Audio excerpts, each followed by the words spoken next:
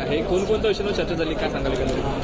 पहिली जी दिशा कमिटीची बैठक आहे, आज दिशा कमिटीचा अध्यक्ष म्हणून झाले दोन्ही सहअध्यक्ष बाळामामा म्हात्रे आणि त्याचबरोबर नरेंद्र मस्के हे देखील उपस्थित होते. बाकी आमदार उपस्थित होते, सगळे अधिकारी उपस्थित होते महानगरपालिकेचे ग्रामीण भागाचे. ज्या योजना या देशाचे यशस्वी प्रधानमंत्री नरेंद्र मोदी साहेबांच्या नेतृत्वाखाली प्रत्येक जिल्ह्यामध्ये राबवल्या गेल्या पाहिजे त्याचा सविस्तर आढावा इथे घेण्यात आला. प्रधानमंत्री आवास योजना असेल, अमृत योजना असेल, स्वच्छ भारत अभियान असेल, अशा वेगवेगळ्या योजना, स्मार्ट सिटी मिशन असेल, या वेगवेगळ्या योजना त्याचा आढावा इथे आम्ही घेतला. आज खास करून शहरी भागाचा आढावा, सगळ्या महापालिकांमध्ये कशा प्रकारे योजना सुरू आहेत, उद्दिष्ट आहेत. सगळ्या महानगरपालिकांना मी एक सांगितलं आहे की बाबा प्रधानमंत्री आवास योजनेवरती जास्तीत जास्त आपण भर द्या.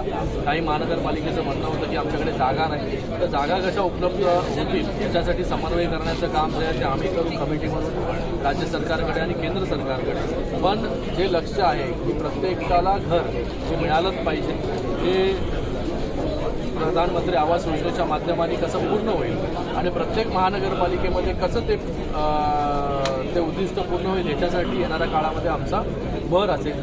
त्याचबरोबर स्वच्छ भारत अभियानाच्या अंतर्गत सगळी शहरं जी आहेत ती स्वच्छ झाली पाहिजे. सगळ्या शहरांमधले डम्पिंग ग्राउंड जे आहेत तिथे मोठे मोठे डोंगर तयार झाले, ते डम्पिंग ग्राउंड मोठे मोठे डोंगर जे आहेत ते बंद झाले पाहिजे, याचं उद्दिष्ट देखील येणाऱ्या काळामध्ये असेल. आणि त्याचबरोबर स्मार्ट सिटी मिशन अंतर्गत वेगवेगळा निधी, मोठ्या प्रमाणात निधी शहराला येतोय, तो देखील चांगल्या प्रकारे युटिलाइज होतोय की नाही याचा देखील आढावा घेण्यात आला.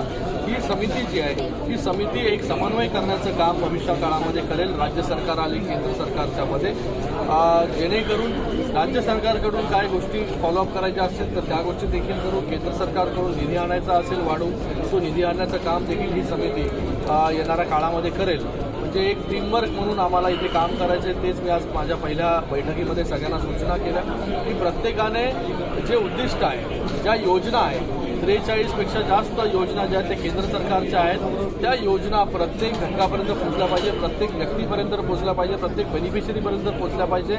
याच्यासाठी ज्या काय गोष्टी करायच्या आहेत या प्रत्येक गोष्टी ज्या आहे प्रत्येक अधिकाऱ्यांनी, कार्यकर्त्याच्या पदाधिकाऱ्यांनी केलं पाहिजे आणि जेणेकरून ह्या प्रत्येक सगळ्या योजना लोकांपर्यंत पोहोचतील. तर मला वाटतं आतापर्यंत ठाणे जिल्ह्यामध्ये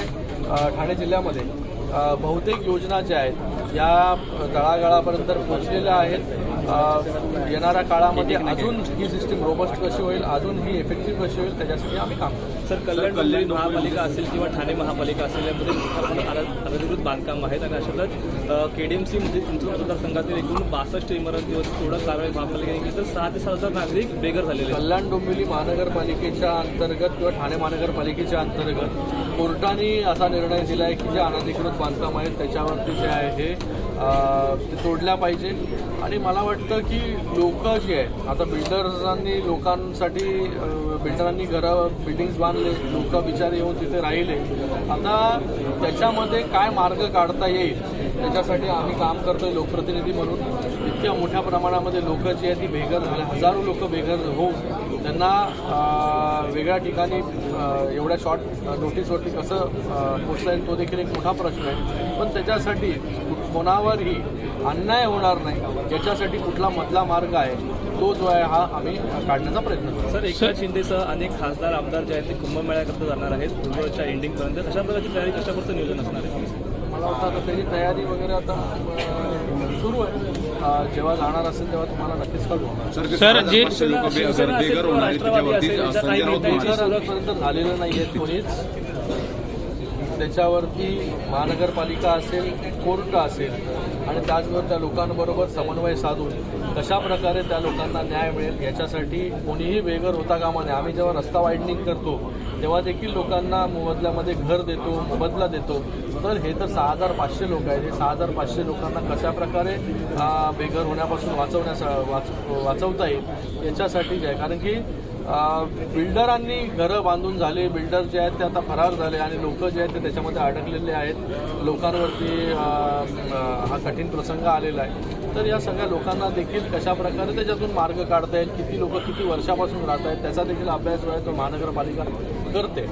सर, काढलेल्यामुळे कुठे आमदार मध्ये नाराजी कुठे दिसून येते. तुम्हाला कोणी म्हणालंय का? असं कुठला आमदार येऊन म्हणाला, कुठला मंत्री येऊन म्हणाला. मला वाटतं आपणच न्यूज लावता हे नाराज आहे, ते नाराज आहे.